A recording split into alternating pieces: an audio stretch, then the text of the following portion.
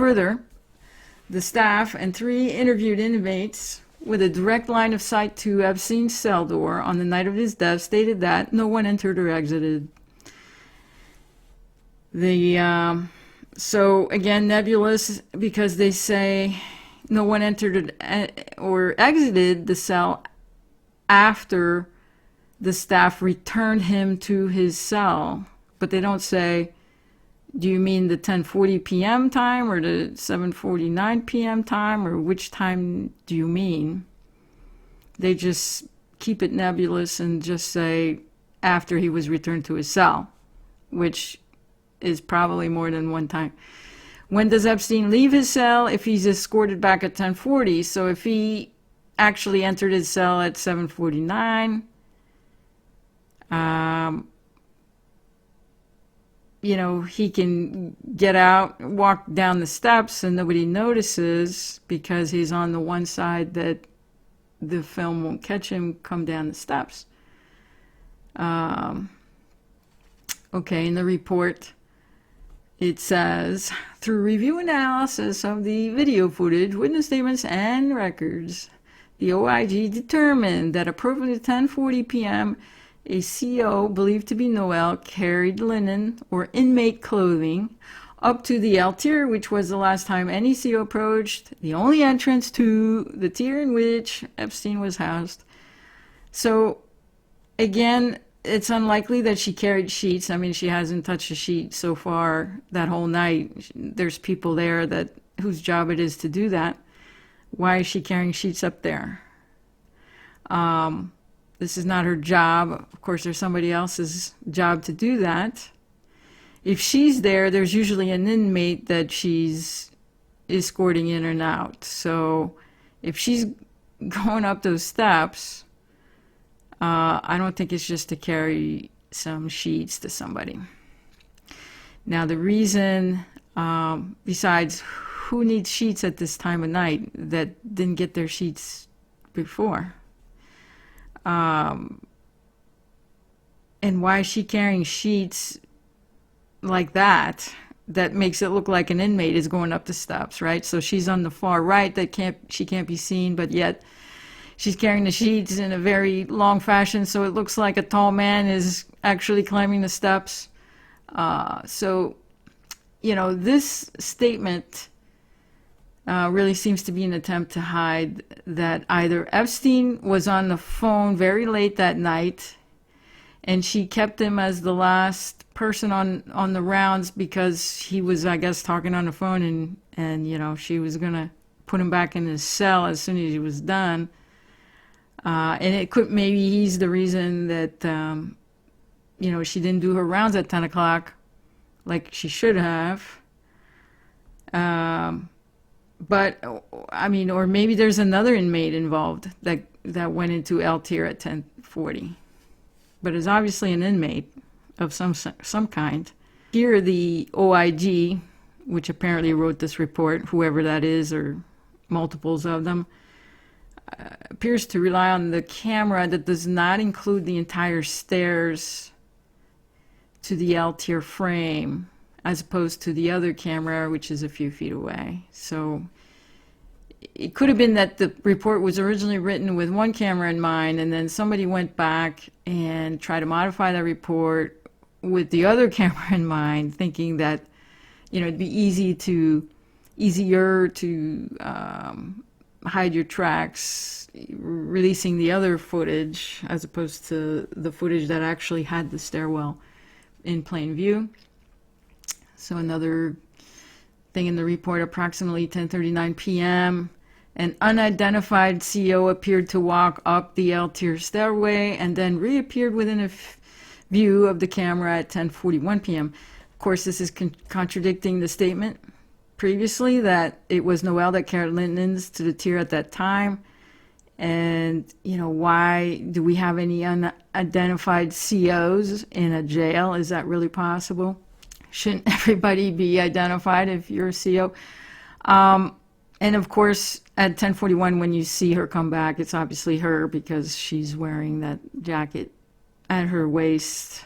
So she's very easy to spot. But this appears to show that there are multiple hands that are editing this report, and they're not really being very good at the detailed investigation.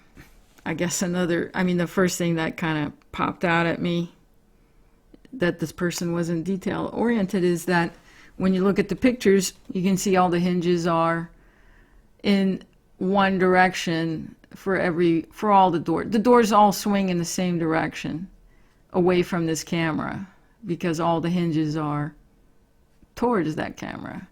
So all these doors are going to swing in the same direction. But if you look at the little diagrams, you can see that they have the doors swinging in alternate different directions. And it's a little bit funny because supposedly there's a guard here and there's Epstein here, and if this door swings this way, then supposedly you could see him, or you could actually see inside the cell if the door is swinging the right direction. But then if the door is not swinging the right direction, then maybe you don't have that possibility of seeing him. So just somebody not really paying attention to whatever they're writing in this report, obviously. Now, here are some of the anomalies in the film. The cursor sometimes shows up, whoever's recording this after they're playing it. You can sometimes see their cursor flash across the screen. There's another flash of a cursor coming across here. And you can see sort of the video editing type.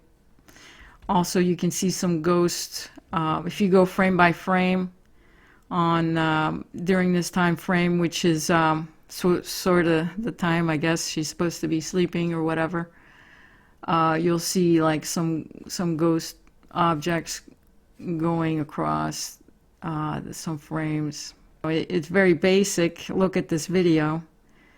I mean, there's probably a million other things that are wrong with it, but this seems to have a lot of red flags already that I think should show that there's some serious problems with this video.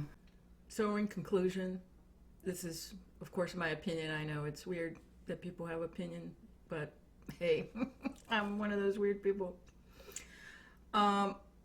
The whole CCC footage, if you want to call it that, although it may not have been CCTV in reality, that footage tends to invalidate the OIG report. There were likely very heated battles about this footage long before we have seen any of those fights happening in the public view.